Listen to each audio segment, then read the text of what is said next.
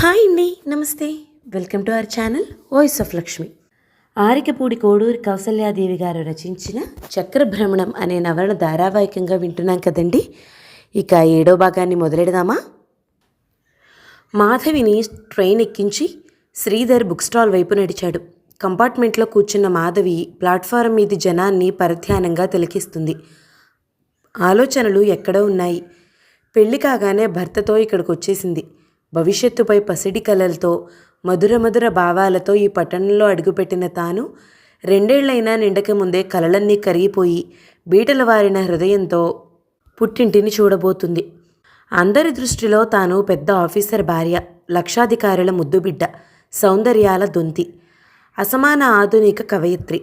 కానీ యథార్థంలో ఎక్కడో నిలిచి ఉన్న దృష్టికి హఠాత్తుగా పరిచితమైన ఆకారం కనిపించింది. ఫుల్ సూట్లో టీవీగా నడుస్తున్న ఆ భారీ యువకుడు ఇంకెవరు? చక్రవర్తి. తుళ్ళిపడింది మాధవీలత. ఆమె తత్తరపాటు సర్దుకునేలోగానే చక్రవర్తి కంపార్ట్మెంట్లోకి వచ్చాడు. అతడి చేతిలో ప్లాస్టిక్ సజ్జ, 2 ప్యాకెట్లు. కొద్ది క్షణాలు ఇద్దరూ పరిశీలనగా చూసుకోవటం తప్ప ఎవ్వరూ పలకరించలేదు. మెల్లగా దగ్గరకొచ్చాడు. పుట్టింటికి వెళ్తున్నారా? బలవంతాన తలెత్తింది మాధవి. చక్రవర్తి ఎదుట సీట్ మీద కూర్చుంటూ తలెత్తాడు. ప్యాకెట్లు విప్పాడు. మిఠాయిలు, చీర, జాకెట్ గుడ్డ, సజ్జలో పువ్వులు, పళ్ళు, పసుపు, కుంకుమ. ఆశ్చర్యపోతూ చూస్తుంది మాధవి. శ్రీధర్ వచ్చాడు. ఏమయ్యావు, నల్లపూసవైపోయావు అంటూ చిన్నగా నవ్వాడు చక్రవర్తి. నిన్నొచ్చావట, నేను లేను అంటుంటే మాధవి శ్రీధర్ ముఖముఖాలు చూసుకున్నారు. నిండు సౌభాగ్యంతో, చక్కటి సంతానంతో కలకాలం మీ జీవితం కలకలలాడుతుండాలని అన్నగా ఆశీర్వదిస్తున్నాను. స్నేహితుడిగా భగవంతుడిని ప్రార్థిస్తున్నాను. తెచ్చిన వస్తువులన్నీ మాధవి చేతిలో ఉంచి ఆశీర్వదించాడు చక్రవర్తి. అప్రయత్నంగా అతడి కాళ్లకు నమస్కరించింది మాధవి. శ్రీధర్ ముఖం విప్పారింది. నా చెల్లెల్ని నాకంటే ఎక్కువ ఆదరిస్తున్నావు. ఏ విధంగా కృతజ్ఞత చెప్పుకోవాలో తెలియటం లేదు. నిర్మల వదిన గారికి చెప్పండి నేను వెళ్ళినట్టు. అన్నయ్యకు సెలవు లేకపోవటం వల్ల ఎవరికీ చెప్పి వెళ్ళే అవకాశం లేకపోయింది. ఏమీ అనుకోవద్దనండి అంది మాధవి. ఇంత హఠాత్ ప్రయాణం ఏమని అతడు అడుగుతాడని భయపడింది. కానీ చక్రవర్తి అడగలేదు. ఆమె మాటలకు కొట్టలేదు. గంట కొట్టారు స్టేషన్లో. వెళ్తానమ్మా, ఏ దిగులు పెట్టుకోక సంతోషంగా ఉండండి. మీకు తప్పక దైవం మేలు చేస్తాడు అంటూ దిగిపోయాడు చక్రవర్తి. మాధవి చాటుగా కళ్ళొత్తుకోవటం అతడు చూడలేకపోలేదు. చూడు శ్రీధర్, మీ ఊళ్ళో డాక్టర్ శ్రీదేవి నా క్లాస్మేట్, చాలా తెలివైనది. చెల్లాయికి ఆమె చేత ట్రీట్మెంట్ ఇప్పించు. నా మాట తీసేయకు. తప్పక అలాగే చేస్తాను. థ్యాంక్స్, ఉంటాము. చక్రవర్తి చేయి నొక్కాడు శ్రీధర్. కదిలిపోయే రైలు నుండి ఫాలబాగాన చేతులు జోడించి నమస్కరించింది మాధవి. మాధవి లేని ఇల్లు మరీ బావురమంటూ వెక్కిరిస్తూ రవీంద్ర మనోవ్యధను ద్విగుణీకృతం చేస్తుంది. ఇల్లే లోకంగా, మాధవే ప్రాణంగా హాయిగా గడిపేసిన రోజులు అప్పుడే ఒకనాటివిగా మిగిలిపోయాయి. ఆటపాటలతో, హాసప్రతిహాసాలతో దొర్లిపోయిన మధుర ఘట్టం మనసులో కంటకమైపోయింది. నేనే ప్రాణంగా, నేనే దైవంగా భావించుకునే మాధవి ఎందుకిలా చేసింది? పిచ్చిగా గదులన్నీ తిరుగుతూ వాపోయాడు. మాధవి లాంటి స్త్రీ ఎక్కడో కానీ ఉండదే. ఆమె ఇలా చేస్తే ఇక లోకం సంగతి ఏమిటి? లేక నేనే పొరపడుతున్నానా? తనదంటూ ఏదీ తీసుకువెళ్ళలేదు. ఆఖరికి నగలు కూడా ఇనుపపెట్టెలో వదిలేసి వెళ్ళింది. స్త్రీ ప్రాణాలకు నగలకు లంకె అంటారు. నగలుపై మోజు నశించిన స్త్రీకి జీవితంపైనే ఆశ నశిస్తుంది. మరి జీవితంతో ఆడుకున్న స్త్రీకి ఇంత విరక్తి ఎలా వచ్చింది? తానెంత దూషించినా ఒక్క పరుషపదమైనా పలకలేదు. నువ్వెంత అంటే నువ్వెంత అనలేదు. చదువుకున్నాను, అంతదానిని ఇంతదానిని అని అహంకారంగా మాట్లాడలేదు. పురుషుని వద్ద స్త్రీలా మాట్లాడింది. భర్తను భారీగా ప్రాధేయపడింది. ద్రోహబుద్ధి, పాపచింతన ఉన్నదాని ప్రవర్తన అలా ఉంటుందా? ఏమో, స్త్రీ బుద్ధి ప్రళయాంతకం. అయినా ఇంత తర్జన భర్జన దేనికి? ప్రత్యక్షంగా కళ్ళతో చూసిన దానికి ఇంకా నిదర్శనమేమిటి? దీని పాట వాడి దగ్గర ఎందుకుంది? అర్ధరాత్రి వేళ వాడెందుకు వచ్చినట్లు? ఆ ఉత్తరం కళ్లకు కట్టినట్లు వీళ్ళ తిరుగుళ్ళన్నీ రాసిన ఆ ఉత్తరం ఏ అదుపు లేనిదైతే ఎందుకు మాయం చేస్తుంది? చిచ్చి, ఇటువంటి దాని గురించి ఇంకా ఆలోచన. తుపాకీ తీసుకుని వేటకు వెళ్ళిపోయాడు రవీంద్ర పొలాల వైపుకు. కసితీరా కనిపించిన ప్రతి పక్షిని నేలకొల్చాడు. మీ దెబ్బ గురి తప్పటం లేదు. తుపాకీ వేటలో మీరు మంచి నిపుణులు అనుకుంటాను మిస్టర్ అన్నాడు తోటి ఆఫీసర్ మంగపతి. అరే, మీరిదివరలో సిగరెట్ కాల్చేవారు కాదే అన్నాడు తిరిగి విస్తుపోతూ. నీరసంగా నవ్వి ఇవాళే మొదలుపెట్టాను అన్నాడు రవీంద్ర మరోవైపుకు చూస్తూ. మంగపతి ఆశ్చర్యం తగ్గలేదు. మాంసం తినడం, సిగరెట్ పీల్చడం వంటి అలవాట్లేవి మీకు లేవని విన్నాను. మీ శ్రీమతి బాగా చదువుకున్నారని, ఆవిడే ఈ అలవాట్లన్నీ కట్టిపెట్టించారని. మనుషులు ఎల్లకాలం ఒక్కలాగే ఉండరు. దానికేం గాని మధ్యాహ్నం మీ ఇంటికి భోజనానికి వస్తాను అన్నాడు రవీంద్ర కనుబొమ్మలు ఎగరేస్తూ. నిర్ఘాంతపోయాడు ఆఫీసర్. మా భోజనాలు ఎలా ఉంటాయో మీకు తెలుసుగా రవీంద్ర. తెలిసే వస్తున్నాను, వద్దంటారా? మంగపతి చాలా బాధగా చూశాడు. నేను అలా అనలేదు మిస్టర్ రవి. నాకంతకంటే సంతోషం ఏముంటుంది? కానీ చనువుగా చెబుతున్నందుకు ఏమీ అనుకోవద్దు. ఈ మత్స్య మాంసభక్షణకు కక్కుర్తి పట్టమే కానీ ఇదంత మంచి అలవాట కాదు. మీ భార్యను నేను చూడలేదు, కానీ ఎవరో మహాపూజ్యురాలు. ఆవిడ మాన్పించిన అలవాట్లు మళ్ళీ ఎందుకు చేసుకుంటారు? బహుశా ఆవిడ ఊళ్ళో లేరనుకుంటాను. రవీంద్ర మాట్లాడలేదు.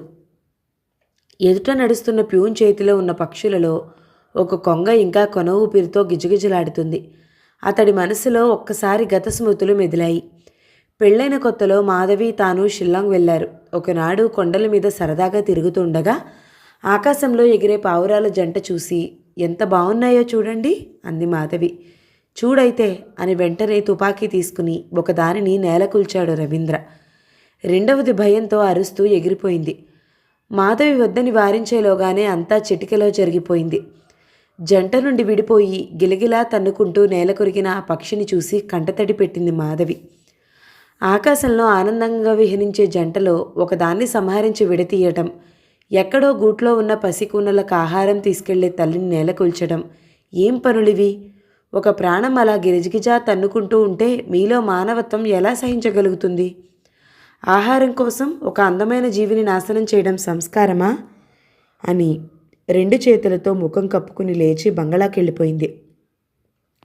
ఆ మందలింపు విన్న వెంటనే రవీంద్రునికి కోపం వచ్చిన మాట వాస్తవం. కానీ కొద్దిసేపటికి అతని కోపమంతా జాలిగా మారింది. తన భార్య ఆత్మసౌందర్యానికి అంజలి ఘటించాడే కానీ తన అలవాటును మానుకోలేకపోయాడు. ఆనాటి నుంచి వేటకు వెళ్ళినప్పుడు మాధవికి తెలియనిచ్చేవాడు కాదు. తెలిసినా వెంట తీసుకెళ్లేవాడు కాదు. అది నాకొక సరదా మాధవి. ఈ క్షణంలో వదులుకోలేను, కానీ ప్రయత్నిస్తాను. ఆడవాళ్ల హృదయ సున్నితత్వం మాకెక్కడ లభిస్తుంది అన్నాడు. ఒక రాత్రి భోజనం చేస్తూ చేస్తూ లేచిపోయింది మాధవి. ఏమంటే మాట్లాడలేదు. సహించడం లేదంటే నిజమేననుకున్నాడు. మరో 2 రోజులు పోయాక ఒకనాడు అలాగే భోజనం ముందు నుంచి లేచిపోయింది, తలనొప్పి అంటూ. రాను రాను కొన్ని రోజులు మాధవి భోజనం మానేసి పాలో పళ్ళో మాత్రం తీసుకునేది. కడకు యథార్థం ఊహించగలిగాడు రవి. ఒక సాయంత్రం షికారుకు వెళ్ళినప్పుడు మాధవి చాలా సంతోషంగా కనిపించింది. రవీంద్ర అడగకుండానే 2 పాటలు పాడింది. గడ్డి పూలు, అడవి చెట్లు కూడా ఎంత అందంగా ఉన్నాయో చూడండి అంది. అయితే ఈ అందమైన ఆనంద సమయంలో ఒక మాట అడుగుతాను మాధవి, నిజం చెప్పాలి. మన మధ్య ఎలాంటి దాపరికాలు ఉండకూడదు. దానికేం, అడగండి. నువ్వు స్వచ్ఛమైన శాకాహారివి కదూ? అవును. అయితే ఎదుట నేనన్నీ తింటుంటే నువ్వు వెగటుతో భోజనం మానేస్తున్నావు కదూ?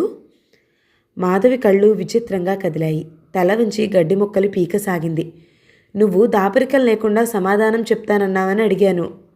నిట్టూర్చింది మాధవి. అవును, అసలు నేనెప్పుడూ అవి తినలేదు. పుట్టినప్పటి నుంచి నేను శాకాహారినే. మా ఇంట్లో అందుకు ఉపయోగించే పాత్రలన్నీ వేరుగా ఉంటాయి. ఆఖరికి ఎదుట కూర్చుని అవి ఎవరైనా తింటుండగా కూడా నేను చూడలేను. ఇంట్లో అటువంటి వంటకాలు ఉన్నప్పుడు నేను వేరే ప్రత్యేకంగా భోజనం చేసేదాన్ని. ఆ అలవాటు ఇప్పుడు మార్చుకోవాలంటే కష్టం. అక్కడకు ప్రయత్నించాను, సాధ్యం కాలేదు. ఆ వాసన, ఆ తలపే నాకు వాంతి కలిగిస్తుంది. ఏమీ అనుకోకండి. రవీంద్ర చాలా బాధపడ్డాడు. నిన్ను మారమని నేను అనటం లేదు మాధవి, కానీ నీకోసం నేనే మారకూడదు? అంత బాధగా ఉన్నప్పుడు మాట మాత్రంగా నాతో చెప్పకూడదు? పైగా అంత కష్టంగా ఉన్నప్పుడు అవన్నీ స్వయంగా నీ చేతులతో నువ్వు ఎలా వండగలుగుతున్నావు? మరెలా? మీకోసం దగ్గరుండి పనిపిల్ల చేత వండిస్తున్నాను. సరే అయితే నీకోసం నేను మాటిస్తున్నాను. ఇక జన్మలో అవి తినను. నేను కూడా పూర్తి శాకాహారిగా మారిపోతాను. నీకెన్నడూ మళ్ళీ అటువంటి బాధ కలిగించను. ఉప్పొంగిపోయింది మాధవి. మీ హృదయం నవనీతం అంది కృతజ్ఞతతో. నీ హృదయం చెరుకు రసం కదూ. ఆ విధంగా గడిచాయి ఆ రోజులు. ఒకరి కోసం ఒకరు సునాయాసంగా అనేక త్యాగాలు చేశారు. అభిరుచులు మార్చుకున్నారు. ఏమాత్రం కర్కసత్వం, పట్టుదలలు, బలవంతాలు లేకుండానే ఒకరికొకరు అనుగుణంగా మారిపోయారు.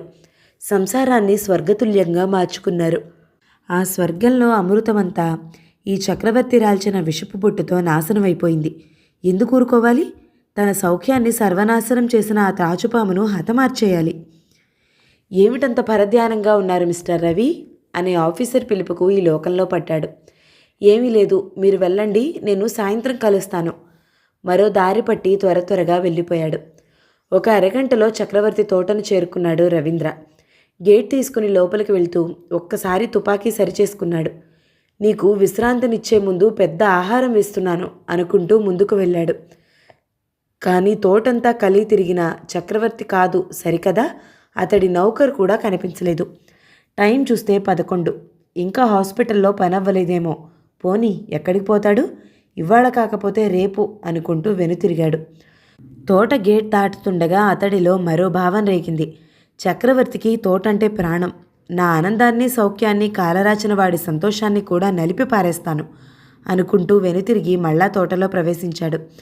తామర కొలనులోని పువ్వులు, ఆకులు అన్నీ పీకి పారేశాడు. కొలనులో విహరిస్తున్న 7 తెల్లటి బాతుల్ని నిర్దాక్షిణ్యంగా కాల్చిపారేశాడు. కుటీరంలో తోట పనికి ఉపయోగించే సామాగ్రి అంతా ఉంటుందని అతనికి తెలుసు. ఒక పదునైన కొడవలి తెచ్చి మల్లె, సన్నజాజి, రాధా మనోహరం, మాలతి, దాక్ష తీగలను మొదలంటా నరికి పారేశాడు.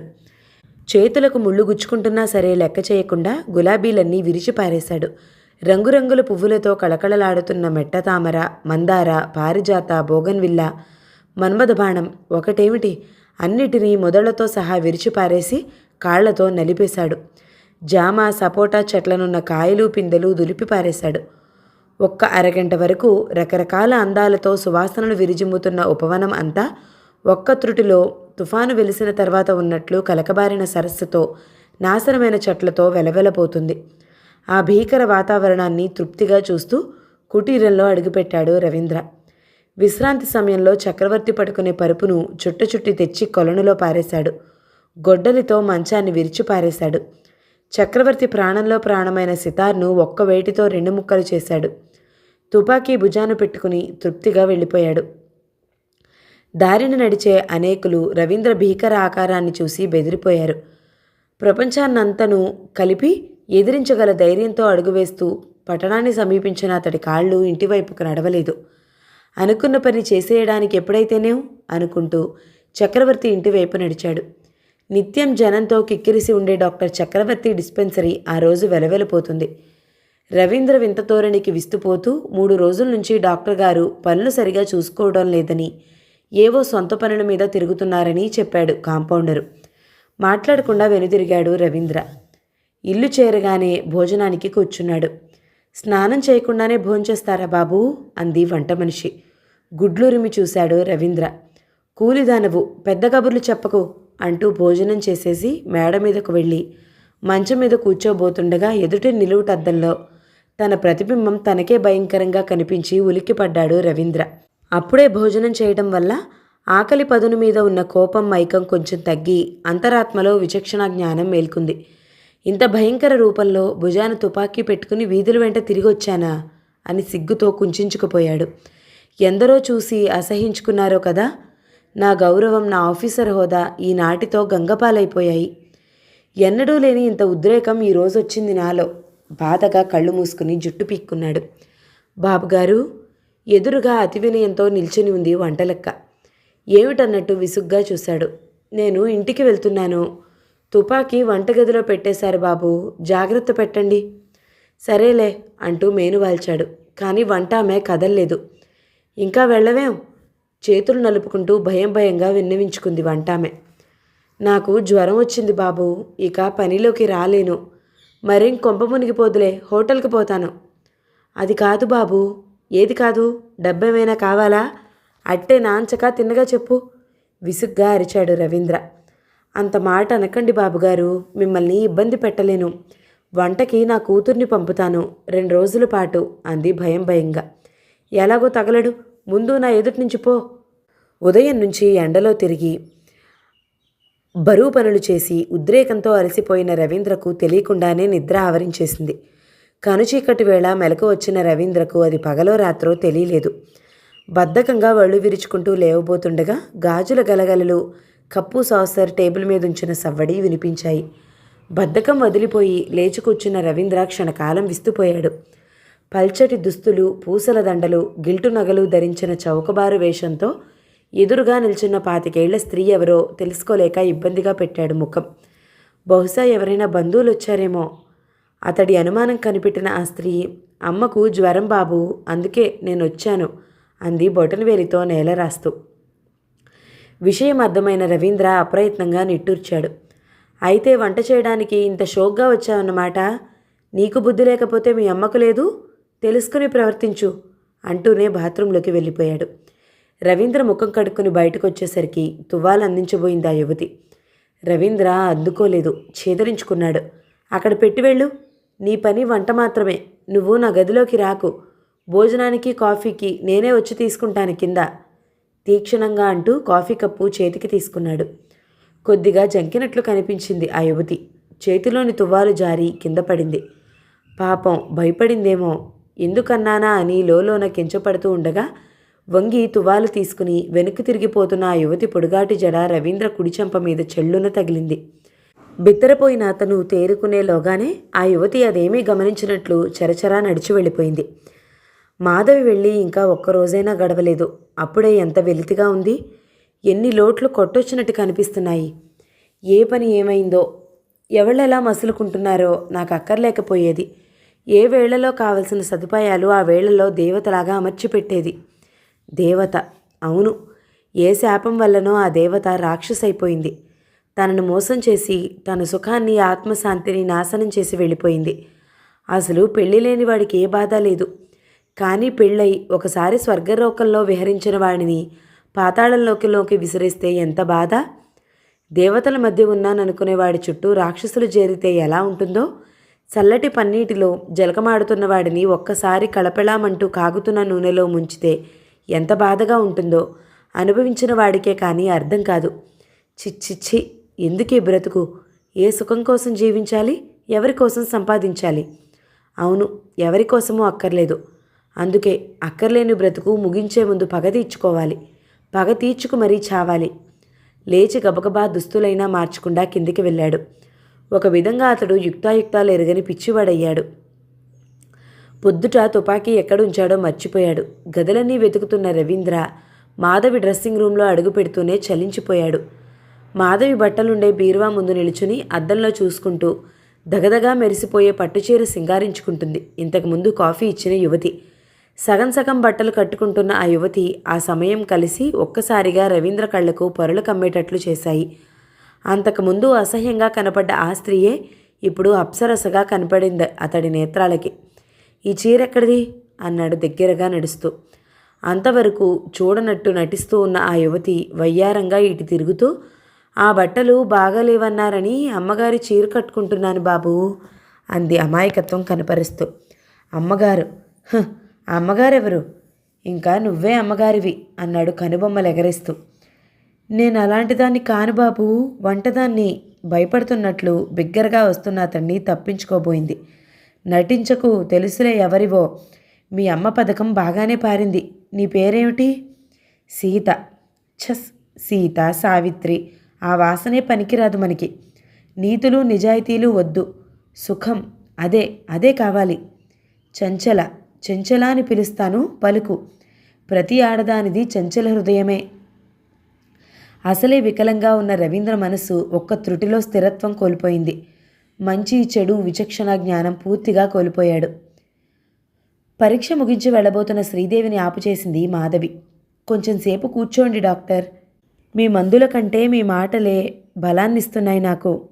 నవ్వుతూ కూర్చుంది శ్రీదేవి. అది నా వృత్తి ధర్మమమ్మా. నాలో ప్రత్యేకత ఏమీ లేదు. అయినా మీకేం కంగారు లేదు, తప్పకుండా నయమవుతుంది. చక్కటి పాపాయిని ఎత్తుకుంటారు.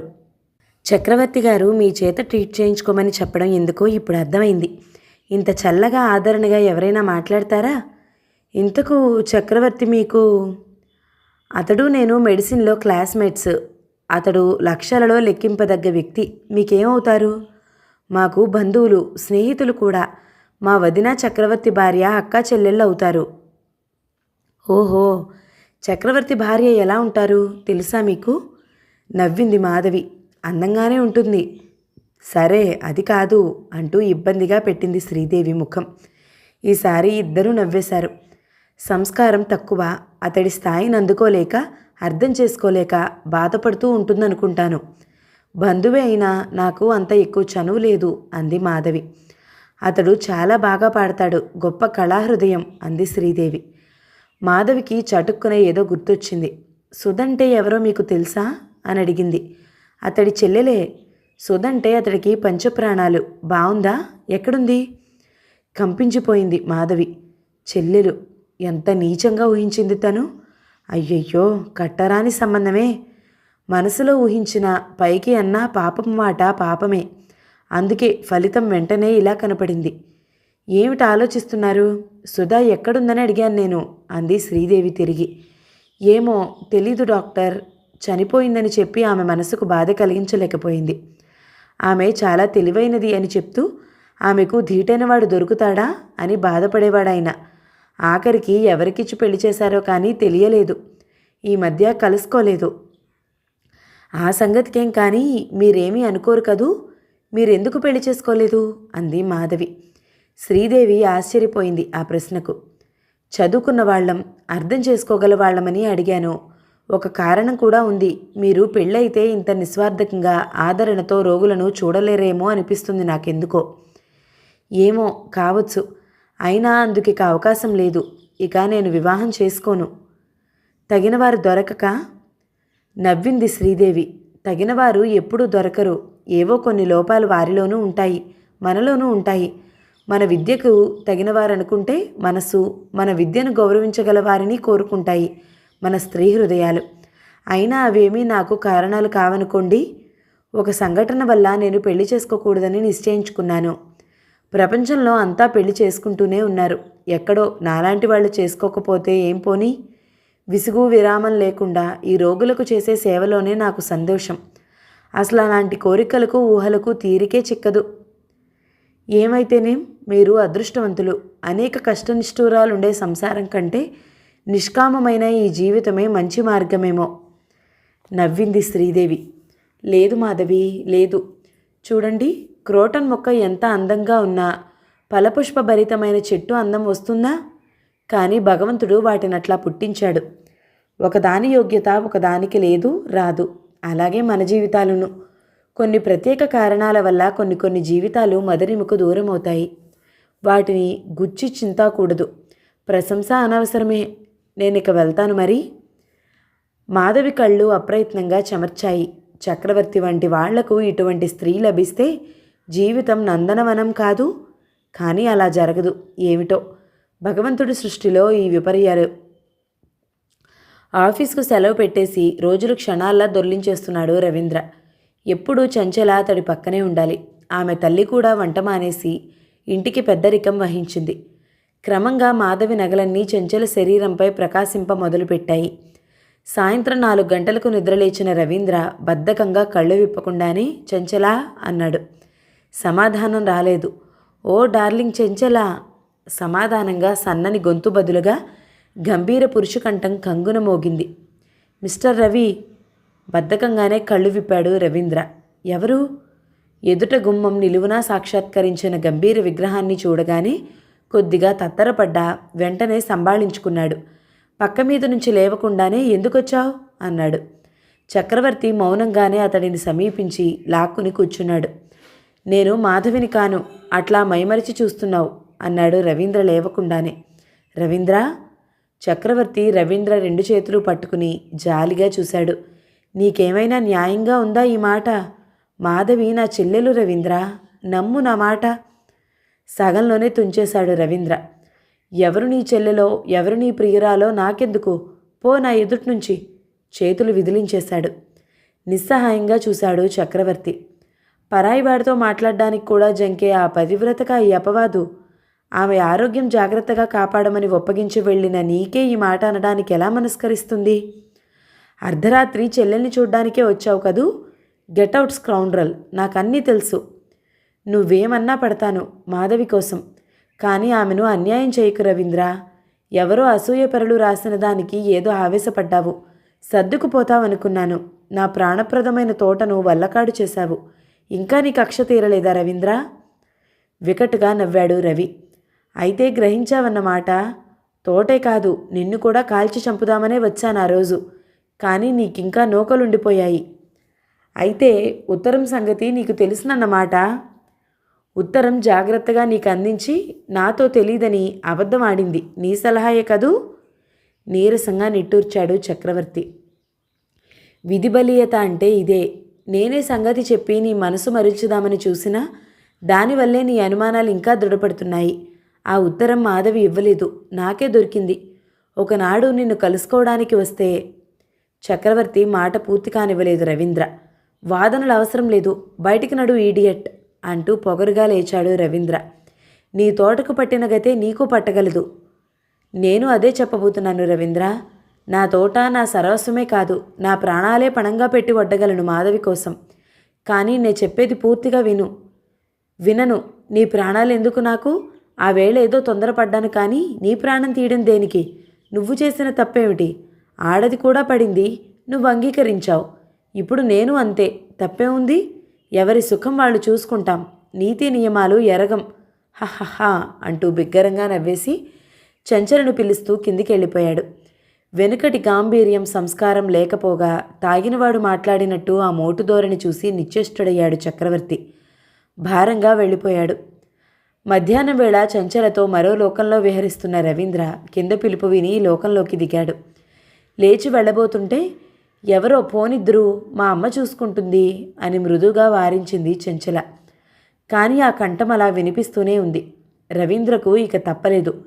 మేడ దిగి హాల్లోకి వస్తూనే ఆ వ్యక్తిని చూసి కొంచెం కంగారు పడ్డాడు. తన తోటి ఆఫీసర్ మంగపతి.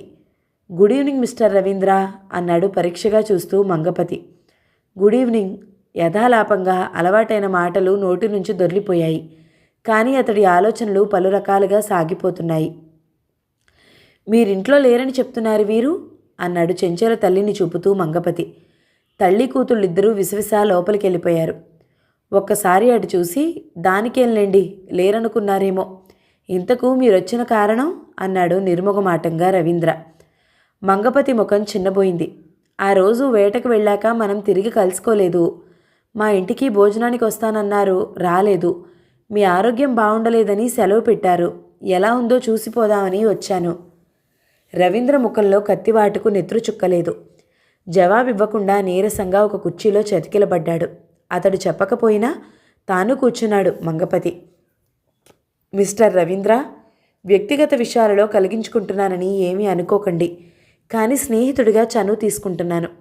మీకు శారీరక రుగ్మత ఏమీ లేదని స్పష్టంగా తెలుస్తుంది. ఆ రోజు మనం తుపాకీ వేటకు వెళ్ళినప్పుడు కూడా మీరొక మాదిరిగా ఉన్నారు అనేసి రవీంద్రను పరీక్షగా చూడసాగాడు మంగపతి. రవీంద్ర ముఖం కోపంతో జేవురించింది. వ్యక్తిగత విషయం అంటూనే ఆరా తీయడం దేనికి? ఏదో కారణం ఉంది కనుకునే సెలవు పెట్టాను అంటూ లేచాడు రవీంద్ర, సంభాషణకు ముగింపు సూచిస్తూ. పనివాని అమాయకతకు జారిపడుతున్న వృద్ధుడిలా నవ్వాడు మంగపతి. మిస్టర్ రవీంద్ర, వ్యక్తిగత విషయం సక్రమంగా ఉన్నంతవరకే, కానీ అది గాడి తప్పితే అందరి జోక్యం ఉంటుంది. ఇదేమిటో చూడండి. పర్సులో నుంచి ఒక ఉత్తరం తీసి రవీంద్ర చేతిలో పెట్టాడు. చూస్తూనే అది మాధవి దస్తూరి అని కనిపెట్టేశాడు రవీంద్ర. నేను చాలా విచారిస్తున్నాను రవీంద్ర. మిగతా ఉత్తరాలతో పాటు ఇది నాకే అనుకుంటూ అనాలోచితంగా తెరిచేశాను. అప్పుడు తెలిసింది మీ ఉత్తరమని. ఇంటికి 2 ఉత్తరాలు రాసినా జవాబు లేక ఆఫీస్ అడ్రస్కు రాశారట మీ శ్రీమతి. ఇది భద్రంగా మీకు అందివ్వటానికే నేను వచ్చాను. వస్తాను మరి. Wish to see you again in happy moods అంటూ నిష్క్రమించాడు మంగపతి. శ్రీ రవీంద్ర గారికి భగవత్కృప వల్ల క్షేమంగా ఉన్నానని, ఈ పాటికి మీ హృదయంలో పరివర్తన కలిగి ఉంటుందని ఆశిస్తున్నాను. ఇంటి అడ్రస్కు నేను 2 ఉత్తరాలు రాశాను. అన్నయ్య ఒక ఉత్తరం రాశాడు. అయినా మీరు జవాబివ్వలేదు. నా మీద కోపం తగ్గలేదని అనుకున్నాను. కానీ అన్నయ్యకైనా రాయకపోతే ఏమనుకుంటాడు? ఎవరి గౌరవానికి భంగం వాటిల్లకుండా ప్రవర్తిస్తానన్నారు. ఏది మరి? ఇటువంటి విషయాలలో మగవారి కంటే ఆడవాళ్లు త్వరగా గ్రహించేస్తారు. మీ దగ్గర నుంచి ఉత్తరాలు రావటం లేదని అమ్మ వదిన పదే పదే అనుమానంగా అడుగుతున్నారు. పైకి అనటం లేదు కానీ బహుశా అన్నయ్యకి కూడా అనుమానమే కలిగి ఉండొచ్చు. వాళ్ళ అనుమానపు చూపులు, మాటలు నేను భరించలేకుండా ఉన్నాను. వచ్చే ముందు నా స్థితి మీకు పూర్తిగా చెప్పాను కదా, అయినా మీకు జాలి లేదా? నా పాట వింటూనే పరవశించే మీ హృదయం ఇంత కఠినమైపోయిందేం? నా కోసమని ఎన్నో అలవాట్లు మార్చుకున్నారు. ప్రాణ సమంగా ప్రేమించేవారు. అటువంటి మీకు ఇంతటి ద్రోహం చేసే పాపాత్మురాలను అనుకున్నారా? ఇంకా మీ కోపం చల్లారలేదా? ఆవేశాన్ని దూరంగా నెట్టి ఒక్కసారి ఆలోచించి చూడండి. నా క్షేమ విషయాలు మీకు అవసరం లేకపోయినా రాస్తున్నాను. నాకు నీరసం ఇంకా ఎక్కువైంది. రక్తపోటులో చాలా మార్పు కనిపిస్తుంది అంటుంది డాక్టర్. ఏ చిన్న చప్పుడు విన్నా గుండెల్లో దడ. ఇవన్నీ నన్ను మృత్యువుకు దగ్గరగా తీసుకుపోతున్నాయని అనుకుంటున్నాను. అమ్మ అన్నయ్యల విచార వదనాలను చూస్తుంటే నన్ను గురించి నాకు తెలియని విషయమేదో వాళ్లకు డాక్టర్ చెప్పినట్లు తోస్తుంది. బహుశా నా స్థితి చాలా తీవ్రంగా ఉందేమో. శారీరక స్థితి చూస్తే ఇలా ఉంది, సంసార స్థితి చూస్తే అలా ఉంది. నాకు జీవించాలని కోరిక లేదు, కానీ ఇంతటి అపవాదుతో మాత్రం చావాలని లేదు. నేను చక్రవర్తితో మాట్లాడడానికి సంకోచిస్తే అతడు విదేశాలకు వెళ్ళి వచ్చినవాడు. అతని ముందు నీ ప్రవర్తన నాకు సిగ్గేస్తుంది అనేవారు. అలాంటి మీరే ఇప్పుడు ఇలా అంటే ఏమనుకోను? మగవారు కనుక ఎప్పుడైనా ఏ మాటైనా అనగలరనుకుంటాను. డాక్టర్ చక్రవర్తి నన్ను విపరీతంగా ప్రేమించిన మాట వాస్తవం. కానీ అందులో తుచ్చమైనదేమీ లేదు. నా పోలికలు, నా గుణాలు ఉన్న ఆప్తులనెవరినో కోల్పోయినట్టు, వారి ఛాయలు నాలో కనిపిస్తున్నందువల్ల ఏదో ప్రత్యేకాభిమానం చూపుతున్నట్టు కనిపించేది అతడి ప్రవర్తన. ఏదో బాధ రేగుతున్నట్టుగా సంభాషణ తుంచేసి సగంలోనే వెళ్ళిపోయేవాడు. కానీ ఏనాడు నాతో అధికంగా మాట్లాడటం కానీ అతడి స్వవిషయాలు ఏకరువు పెట్టడం కానీ చేయలేదు. మీరు బెంగుళూరు వెళ్ళినప్పుడు మరీ మరీ చెప్పి వెళ్లారని రోజుకొకసారి స్వయంగా వచ్చి యోగక్షేమాలు కనుక్కుంటూ ఉండేవారు. మీరు రాసిన ఉత్తరాలను చూపించి మీకు నా ఎందుగల ప్రేమాభిమానాలకు మురిసిపోయేవాడు. ఒకనాడు ఉదయం అతడు వచ్చేసరికి నేను భోజనం చేయలేదు. మీరు లేనందువల్ల బద్దకించి ఏ పాలో తాగవచ్చుననుకుని వంట ప్రయత్నమే చేయలేదు. అది గ్రహించి చక్రవర్తి బలవంతంగా వాళ్ళింటికి తీసుకెళ్లాడు. భోజనానికి ఆ సాయంత్రం నేను, నిర్మల, చక్రవర్తి, నిర్మల స్నేహితులు కొందరు అతడి తోటలోకి వెళ్ళాం. సినిమాకి రమ్మని బలవంతం చేస్తే వెళ్ళలేదు. ఇక తోటలోకి మాత్రం వెళ్ళక తప్పలేదు. ఆ వాళ్ళ నా బల్ల మీదున్న కథల్ని అతడే తీసుకెళ్లాడు. ప్రతిరోజు రాత్రి నాకు తోడుగా వాళ్ళ నర్సును పంపేవాడు. మీరు రావటానికి ముందు రోజు ఏదో సీరియస్ కేసు ట్రీట్ చేస్తున్నానని చెప్పి ఊరు వెళ్ళిపోయాడు. మీరు వచ్చిన నాటి రాత్రి అతడు ఊరి నుంచి వస్తూ ఇంట్లో లైట్లు వెలుగుతూ ఉండటం చూసి నేనొక్కతినే ఉండటం గుర్తుకొచ్చి ఏదో ప్రమాదాన్ని శంకించి చూసిపోవడానికి మన ఇంటికి వచ్చాడట. అతడు ఆ సమయంలో వచ్చినందుకే మీరు అనుమానిస్తున్నారు, కానీ పగలంతా రోగులతో అంత శ్రమపడి ఉండి కూడా మీరతడికి అప్పచెప్పి వెళ్ళిన బాధ్యతా నిర్వహణ కోసమై ఆ నిశిరాత్రి వేళ కూడా తాపత్రయపడ్డాడన్న సంగతి మర్చిపోతున్నారు. ఇందుకు మీరు తప్పక సంతోషించి ఉండేవారే, కానీ మీ మనసు ఆ ఉత్తరం వల్ల కలుషితమైపోయింది. ఇంతకు అందులో ఏముందో నాకు తెలియనే తెలీదు. అయినా నేను ఎన్ని విధాలా ఆక్రోశిస్తే మాత్రం ప్రయోజనం ఏమిటి? ఏ సమస్య పరిష్కారానికైనా కాలపరిపక్వత అవసరం. కానీ నా సంగతికేం? ఉత్తముడైన చక్రవర్తితో స్నేహబాంధవ్యాలను పోగొట్టుకోవద్దని చెప్పడానికే సాహసిస్తున్నాను. మీరు ఏదైనా ఒక కోరిక కోరమన్నారు, కానీ ఒక కోరిక కాదు, ఒక భావం కాదు. నాలో గుప్తంగా ఉన్న అనేక భావాలను, కోరికలను మీకు విప్పి చెప్తున్నాను. బాగా ఆలోచించి మీకు నచ్చినట్లు చేయండి. ఎంతటి ఆప్తులనైనా చనువుగా ఒక కోరిక కోరటానికి కానీ అధికారంతో శాసించటానికి కానీ ముందుగా తగిన ఆత్మీయత, అర్హత సంపాదించి ఉండాలి. ఇదివరలో మీ వద్ద నాకు ఈ రెండూ ఉన్నాయని భావించాను, కానీ ఇప్పుడు అది భ్రమ అని తేలిపోయింది. అందువల్ల హృదయం మీ ముందు పరుచుతున్నాను. మీకు నచ్చినట్లు చేయండి. ఏ ఒక్కరిని ఆధారం చేసుకుని సర్వసమన్వయం చేయకూడదు. అందువల్ల నా మరణానంతరం మీరు పునర్వివాహం చేసుకుని సుఖపడాలని నా మొదటి కోరిక. మన సంబంధం ముక్కలైపోవడానికి మీరు నేను కారణం కాదు. ఏదో అతీత శక్తి, మానవ మేధస్సుకు, ప్రేమ సౌహార్ద్రాలకు విపరీతంగా పెరిగిపోతున్న ఆధునిక విజ్ఞానానికి అందని లొంగని ఆ అతీత శక్తే విడదీసిన ఈ సంబంధాన్ని తిరిగి అతకాలి. అంతవరకు నిరీక్షించడమే కర్తవ్యం. కానీ ఒకవేళ నేను జీవిస్తే అన్న ప్రశ్న ఎదురవుతుంది. శతవిధాలా అది అసంభవం. పూర్తి ఆరోగ్యవంతులై ఈ స్థితిలో బ్రతకడం కష్టం. అటువంటిది ఇక నా సంగతి చెప్పాలా? కానీ పూచిక పుల్ల కూడా మనం కోరితే గగనకుసుమం అవుతుంది. అలాగే మరణం కూడా తేలికగా లభ్యమయ్యేది కాదు. జీవితాలతో ఆడుకుంటుంది. భయపడి పరిగెత్తే వారిని తరిమి పట్టుకుంటుంది. తన వెనక పరుగులెత్తి ప్రయత్నించిన వారికి అందకుండా తప్పుకుపోయి కవ్విస్తుంది. ఈ పరమసత్యమే నా విషయంలో కూడా రుజువు కావచ్చు. నేను బ్రతికుంటే ఇక్కడ ఉండకూడదు. ఉండలేనని కాదు, ఉండకూడదు. పెళ్ళైన ఆడది పుట్టింట్లో ఉండకూడదు. ఉంటే అందరికీ అప్రతిష్టే.